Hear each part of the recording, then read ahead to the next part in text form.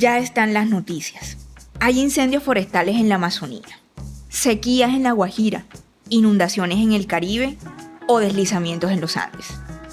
Estos fenómenos muestran que el cambio climático no golpea a todas las regiones por igual, y enfrentarlo exige pensar en soluciones que respondan a las expresiones naturales, geográficas y sociales de cada territorio. Soy Ivonne Díaz y esto es Los Bolsillos de mi Tierra. Si este tema te interesa, suscríbete activando la campanita para recibir notificaciones de cada nuevo episodio.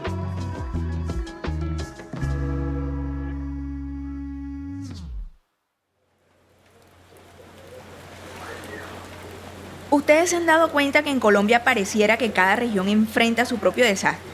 En la costa Caribe, pueblos enteros se inundan cada vez que llueve con fuerza. En la Amazonía, la deforestación avanza y los incendios se sienten como un ataque a los pulmones del planeta. En los Andes, los páramos se están derritiendo y en la Guajira, comunidades enteras esperan la lluvia como si fuera un milagro. La razón por la que te digo esto es porque pensamos que el cambio climático es algo por allá lejos, algo que estudian los académicos. Pero el cambio climático es real y no se vive igual en todas partes.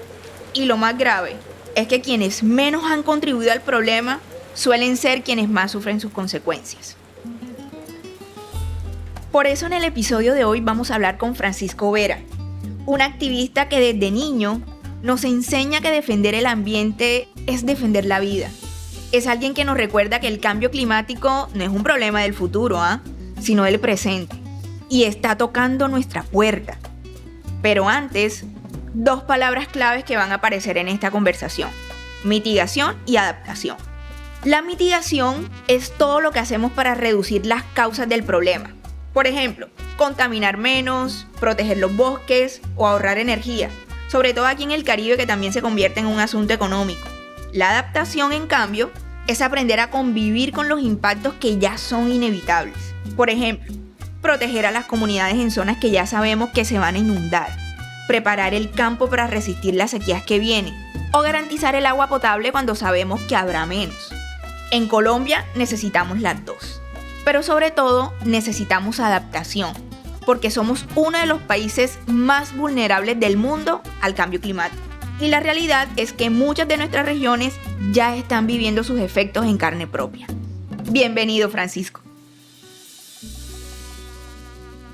Entonces, antes de entrar de lleno en el tema, quisiera preguntarte algo más personal, Francisco. ¿De dónde nació tu interés por cuidar el ambiente desde tan niño y qué experiencias marcaron ese camino en tu vida? Primero, muchas gracias por el espacio. Estoy muy contento de acompañarlas en este podcast, en este episodio. Gracias por la invitación. Yo creo que fue un proceso más que todo y tenía que ver con mi voz, ¿no? Yo creo que para alzar la voz y para denunciar una injusticia, para denunciar algo que no está bien, pues tenemos primero que entender que tenemos una voz, ¿no? Que tenemos una agencia, que tenemos una ciudadanía. Y yo creo que ese fue el punto de inflexión. Mi familia desde muy joven siempre me ha criado, yo diría, como un ciudadano precisamente, es decir, valorando, reconociendo y apreciando mi voz, ¿sí? Y reconocerla implica darle legitimidad, ¿sí? Darle legitimidad de interlocutor, y lo digo como niño porque justamente pues hay que reconocer que vivimos en una sociedad adultocéntrica, que este problema también está absolutamente ligado con la crisis climática y es un reflejo, ¿no? También es una consecuencia de la crisis climática. Vemos cómo la crisis pues impacta desproporcionadamente, así como tú lo dijiste, a aquellos que menos han contribuido, entre ellos también los niños, ¿no? Especialmente a los niños. Es una crisis de los derechos humanos y de los derechos del niño. Por ende, para resumirlo, la familia es el entorno más cercano en uno, el entorno más íntimo, y yo creo que desarrollar una conciencia de ciudadanía, una conciencia sobre la voz política y el rol político que tenemos como niños, no solamente como sujetos de derechos, sino como sujetos políticos, es decir, que podemos participar, que no podemos votar, por supuesto, pero que podemos alzar nuestras voces, expresarnos, opinar sobre los asuntos que nos importan, fue el proceso que me permitió a mí luego, pues, darme cuenta que yo podía ejercer un liderazgo y que podía fundar un movimiento, podía tomar acción respecto a esa injusticia que se llama la injusticia climática. El momento concreto fueron los incendios en la Amazonía en el 2019, comienzos de ese año, y así fue como fundé Guardianes por la Vida. ¿Podrías contarnos qué es esta iniciativa y qué has escuchado de niñas, niños y jóvenes sobre cómo sienten los impactos del cambio climático en sus comunidades?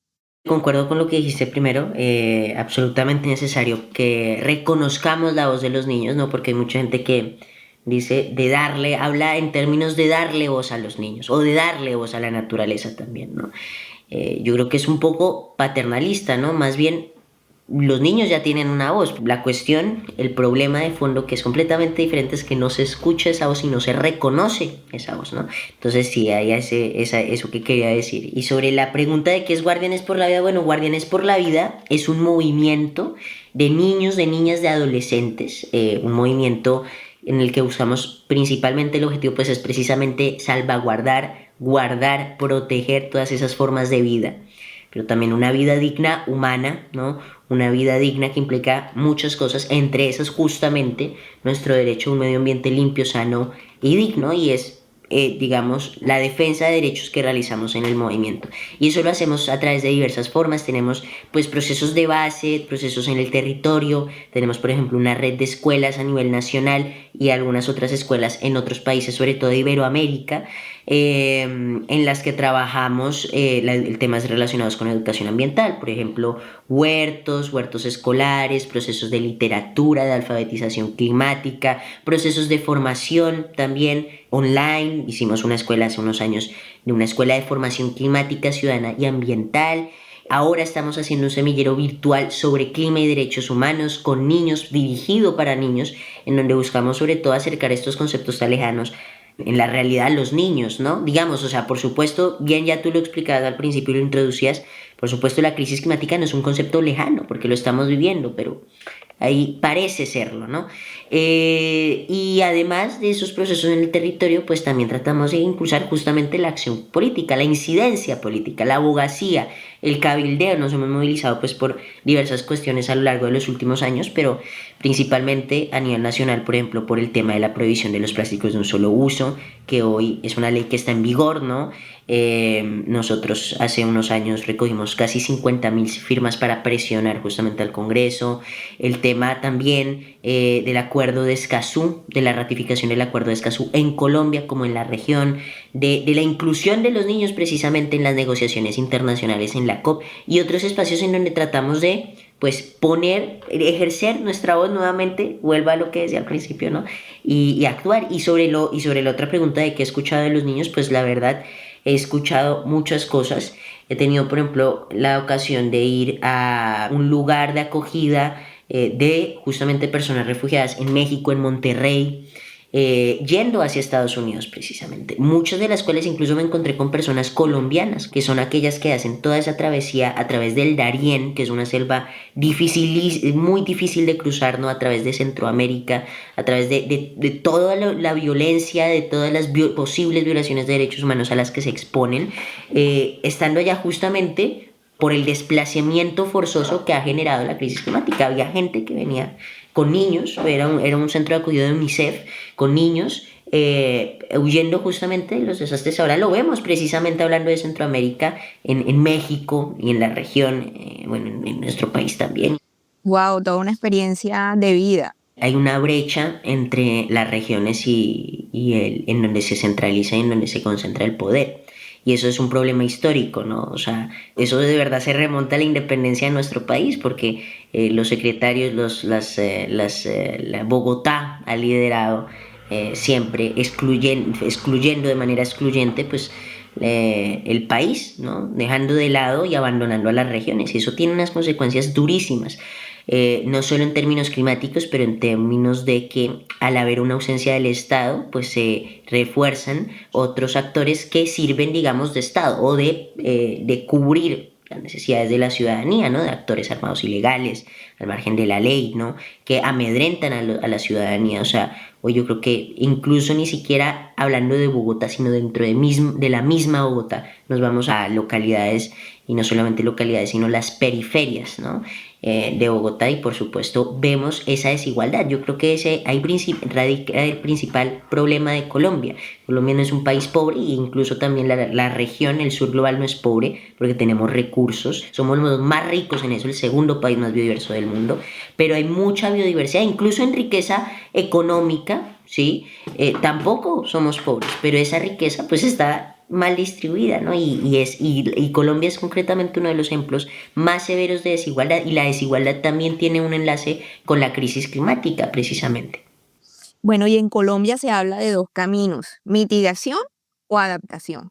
Desde tu mirada, ¿cómo deberíamos equilibrar ambos esfuerzos para proteger a las comunidades más vulnerables al cambio climático? Yo creo que el problema del tema de la mitigación y de la adaptación, hay un discurso contra acción climática, un discurso reaccionario que lo que plantea es que, claro, Colombia, Colombia emite el 0,7% de las emisiones globales, ¿no? Aproximadamente. Yo creo que ya son datos bastante desactualizados, pero o sea, emitimos muy poco, ¿no? Eso es un hecho. Entonces, claro, lo que dicen estos discursos que se oponen al acuerdo de Escazú, que se oponen a tomar medidas ambientales, a una transición energética, es evidentemente nosotros no contribuimos nada, por ende, aunque nosotros no contribuyamos a la crisis climática, poner en estos suelos fracking, por ejemplo, sería mortal para los ecosistemas.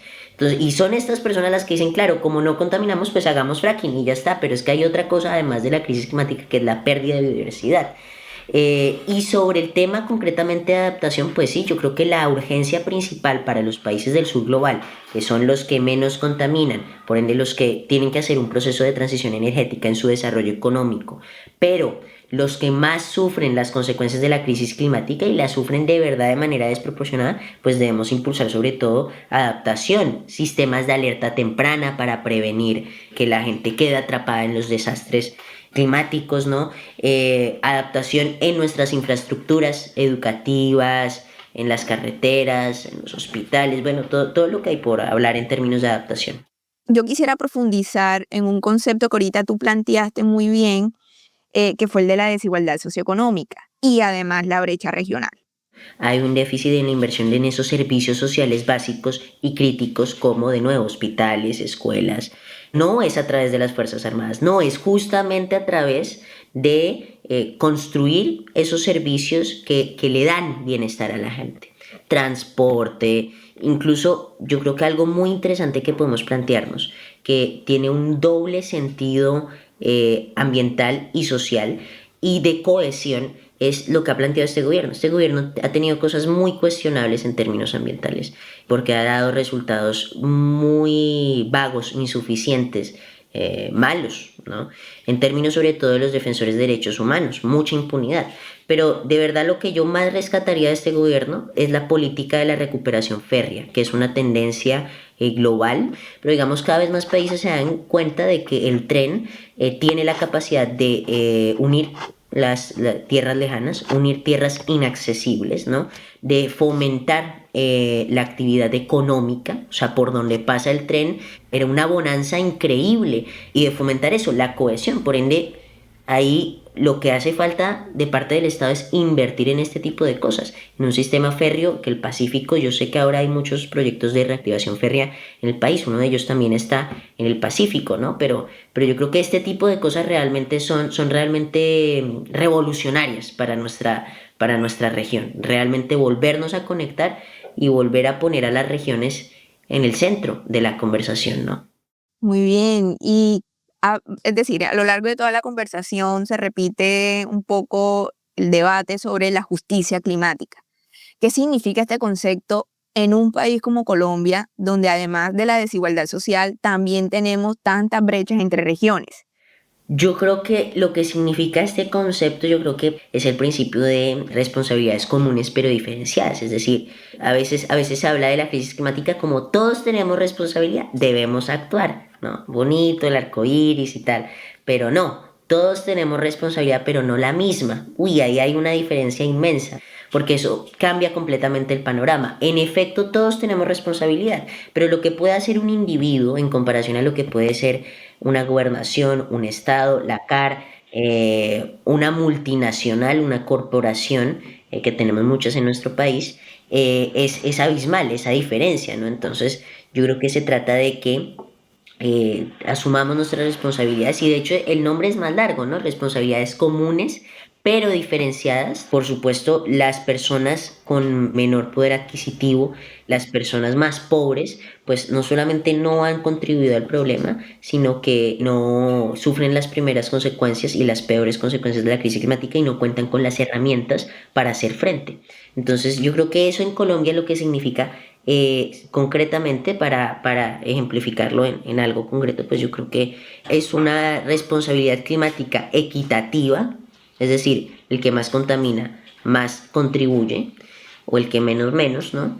Y también respecto a las afectaciones que se generan, ¿no? Pues el que más afectado está, por supuesto, más respuesta coordinada del Estado debería recibir, ¿no? Es algo equitativo, ¿no? Ese concepto de equidad regional. Eso es.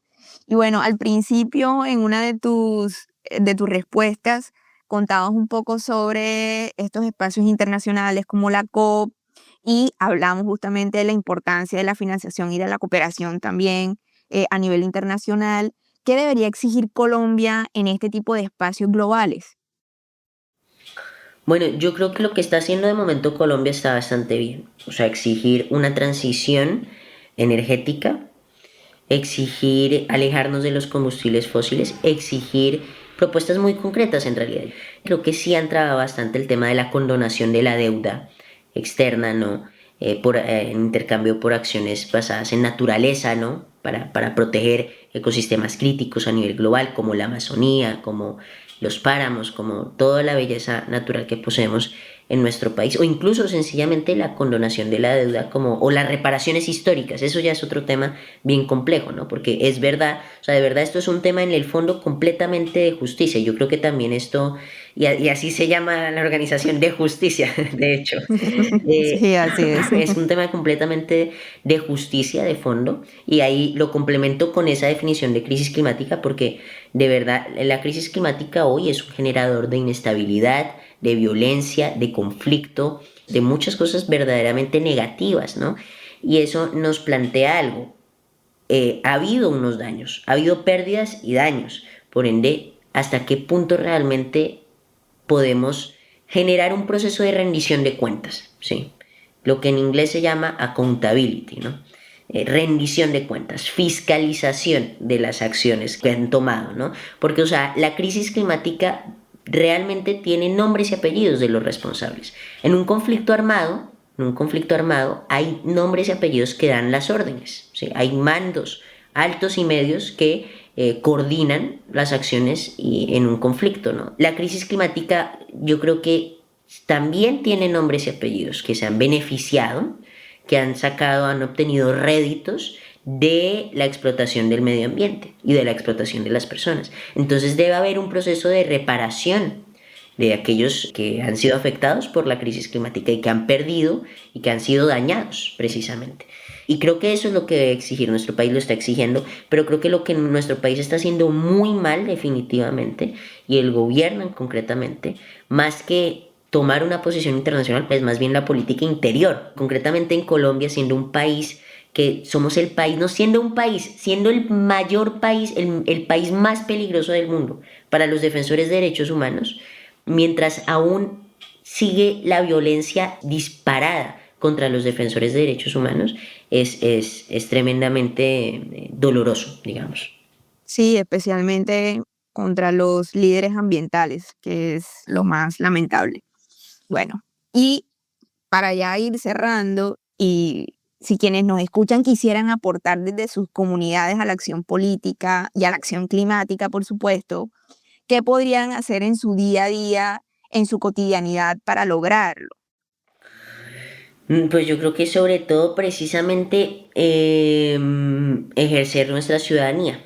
Y vuelvo a lo mismo que mencioné al principio, porque yo creo que esa es la acción más poderosa y más efectiva que podemos tomar. Y eso se traslada a diversos campos. Tenemos un campo del consumo, por ejemplo, cambiar nuestros hábitos de consumo, no solamente por cuestiones ambientales, sino también por cuestiones éticas. El consumo de alimentos, el consumo textil, el consumo de ocio, de entretenimiento, ¿no?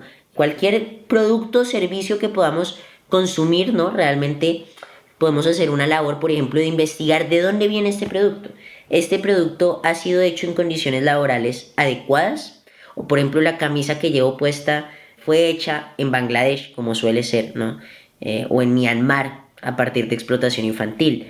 ¿Será que, incluso para los que comen carne, será que la carne que me estoy comiendo viene de tierras que han sido deforestadas por la ganadería?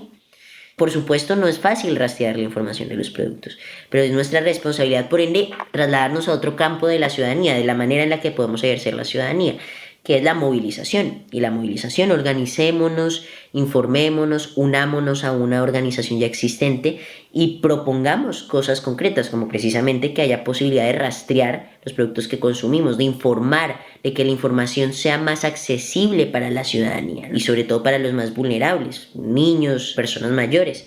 Y finalmente, pues sí, movilizarnos. Movilizarnos implica usar la protesta pacífica, movilizarnos implica votar, movilizarnos implica educar, ¿no? Es algo muy amplio, pero esas son varias acciones.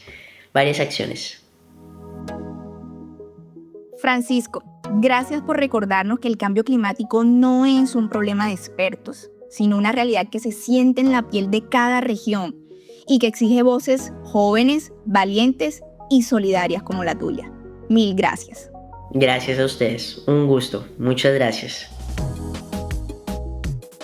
Aquí van algunas conclusiones para cerrar.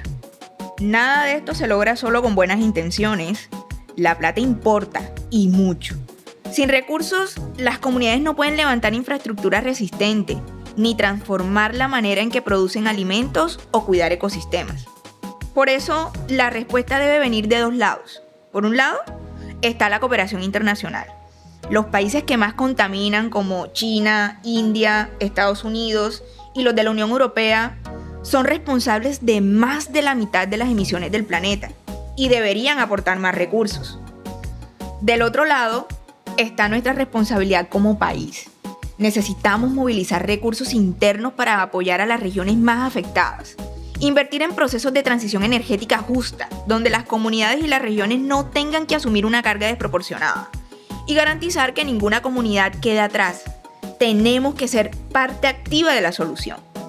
Al final se trata de proteger nuestras regiones y defender los derechos de quienes ya están sintiendo en su día a día los impactos del cambio climático.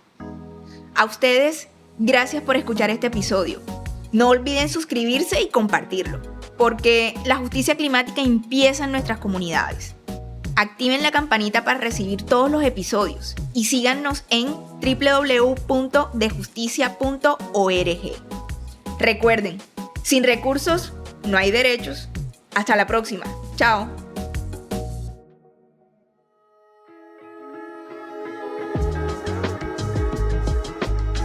Los Bolsillos de mi Tierra es un podcast de Justicia. En la producción, Lauro Baté, Mariana Matamoros, Luisa Fernanda Guerra, Mariana Escobar, Diego Zambrano, Pilar Cuartas y Mauricio Mendoza. Conoce más sobre nuestro trabajo en www.dejusticia.org. Soy Ivonne Díaz. Gracias por quedarte.